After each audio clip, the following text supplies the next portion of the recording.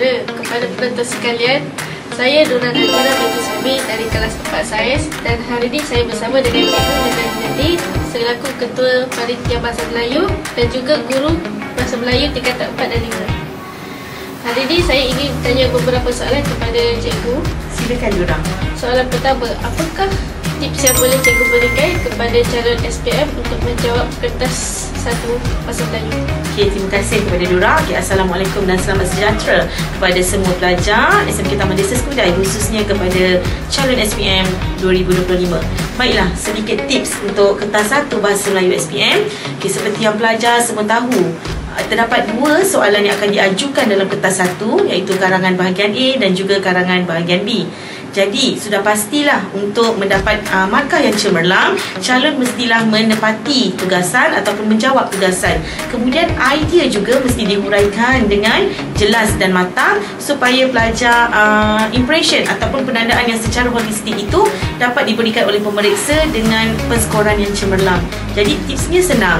Okey, pelajar perlu kuasai tema yang terdapat dalam buku teks. Bila pelajar kuasai tema, sudah pasti pelajar tahu tentang isu tersebut dan pelajar boleh menguraikan isi tersebut dengan baik. Ya, Nura? Begitu. Terima kasih, Cikgu. Sama-sama, Nura. Okay, soalan seterusnya, Cikgu. Apakah yang boleh dilakukan oleh murid untuk meningkatkan penguasaan mereka pada kertas 2 Bahasa Melayu? Okey, baiklah. Untuk kertas 2 pula, Nura. Okey, banyak kemahiran ataupun banyak aspek yang akan diuji. Antaranya seperti sistem dan aplikasi bahasa, soalan pemahaman, soalan novel dan soalan rumusan.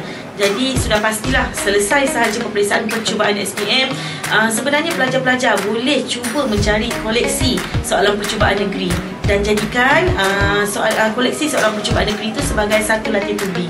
Yang mana apabila kita sentiasa ataupun kerap buat soalan latih tubi, bab kata peribahasa lah, alah bisa tegal biasa.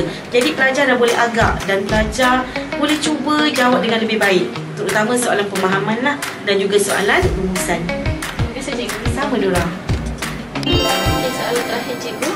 Apakah nasihat yang boleh Cikgu berikan kepada calon SPM tahun 2025? Okey, baiklah, kepada calon SPM tahun 2025, okey, masa kita sudah semakin suntuk namun belum terlambat sehinggalah kita ke garisan penamat. Jadi apa yang calon perlu buat? Teruskan buat ulang kaji, jangan mudah putus asa dan sentiasalah dengar kepada nasihat dan tunjuk ajar daripada guru.